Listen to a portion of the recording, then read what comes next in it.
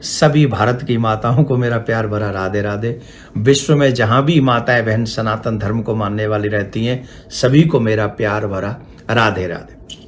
आज हम चर्चा करेंगे वट सावित्री व्रत की पूजा की।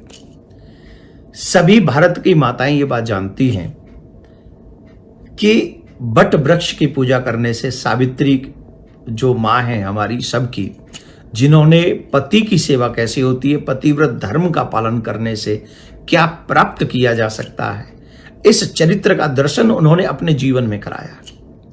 अगर हमारे मन में सत्यता हो, हमारे मन में निष्ठा हो, तो हम क्या नहीं प्राप्त कर सकते। हम लोग अपना जीवन ही बदल सकते हैं। ऐसी बहुत सुंदर कथा सावित्री माँ की है। वट व्रत सावित्री और वट वृक्ष की पूजा करते हैं। वट की पूजा करने से, सावित्री माँ की कहानी सुनने से, उस व्रत को करने से जो लाभ मिलता है वो अद्भुत है। मैं आपको उसी के कहानी के बीच में संदर्भ में कुछ बताऊंगा।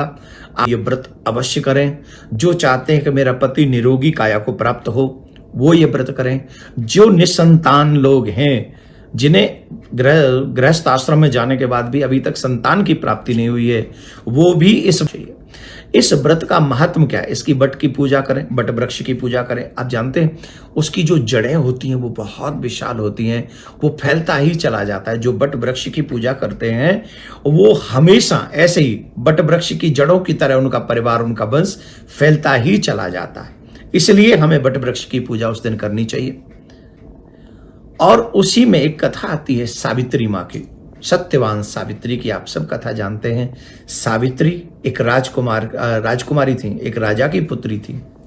स्वयं उनको पति वरण करने का अधिकार मिला तो एक कुटिया में रहने वाले धर्मनिष्ठ, कर्मनिष्ठ, मातृपितृ भक्त सत्यवान को उन्होंने अपने पति को चुना।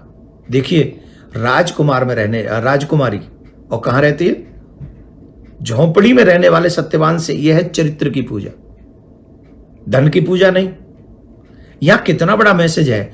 जो व्यक्ति चरित्रवान हो, अपने माँ बाप की सेवा करने वाला हो, जो कर्मनिष्ठ हो, जो किसी की पराई संपत्ति पर नजर न रखता हो, उसके साथ रहना लाख गुना अच्छा है। तो सावित्री ने उनके साथ विवाह किया। नारद जी ने कहा था ये अल्पायु है। उस बात की परवाह किए बगैर, सत्यवान के माता पिता थे अंधे, उनके नेत्र नहीं थे, फिर भी वो अपने सास ससुर की सेवा करने लगी, अपने पति की सेवा करने लगी। पति नित्य अपनी कर्म निष्ठा के साथ में अपने जीवन को जी रहे थे। एक दिन वो लकड़ी काटने के लिए गए और वो लकड़ी काटते हुए वृक्ष से मूर्छित हो गए, गिर पड़े। उन सावित्री ने उनको अपनी गोद में रख लिया, उनके सर को, और उनका सर सहलाने लगी। इतने में सामने यमराज आ गए और यमराज ने कहा कि आज इसका अंतिम दिन है, इसे मैं अपने साथ लेके जाऊंगा। सावित्री ने कहा नो प्रॉब्लम, आप लेके जाइए, लेकिन मैं भी इनके साथ चलूंगी। अरे ऐसे कैसे चलोगी, समय इसका कंप्लीट हुआ। बोले मैं पतिव्रता स्त्री, अपने पति को एक क्षण नहीं छोड़ सकती, आप लेके चलिए, मुझे भी आपके साथ चलना है। सावित्री यमराज जी के साथ चलने लगी।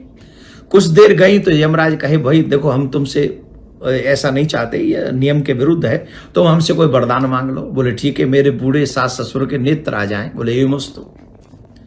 यमराज फिर आगे चलने लगे।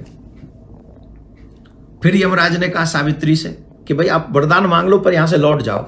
बोले वरदान देना है तो मेरे सास ससुर का जो खोया हुआ राज्य है वो वापस मिल जाए। बोले ये मस्त।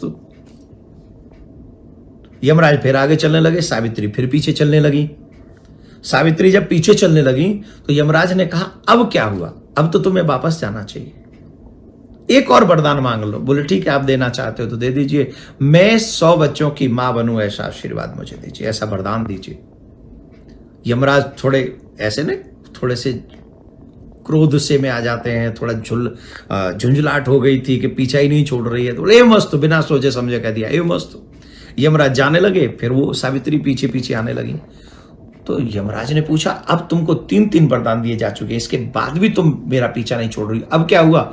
उन्होंने कहा आप ही ने तो कहा मैं 100 बच्चों की मां बनूंगी, मेरे पति को आप लेके जा रहे हैं, मैं पतिव्रता स्त्री हूं, अपने पति को छोड़कर स्वप्न में भी मैं किसी पराये पुरुष को नहीं देखती हूं, तो इनको अगर आप ले जाएंगे तो मैं 100 बच्चों की मां कैसे बनूंगी?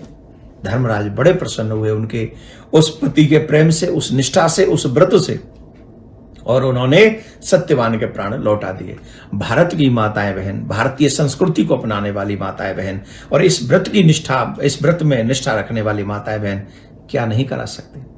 भगवान से क्या आप प्राप्त नहीं कर सकती? आप सब कुछ प्राप्त कर लेते, लेकिन अगर हमारे उस व्रत में सच्ची निष्ठा हो तो आप सभी माता बहनों को ये कहानी सुननी चाहिए और ये व्रत करना चाहिए। आप सबके घर में प्रसन्नता रहे, प्रिया कांजू आपको मंगल प्रदान करे। कथा को सुन ले, इस कहानी को सुन ले और ज्यादा से ज्यादा सुहागिन माता बहनों को इस व्रत को करने के लिए प्रेरित करें। राधे राधे।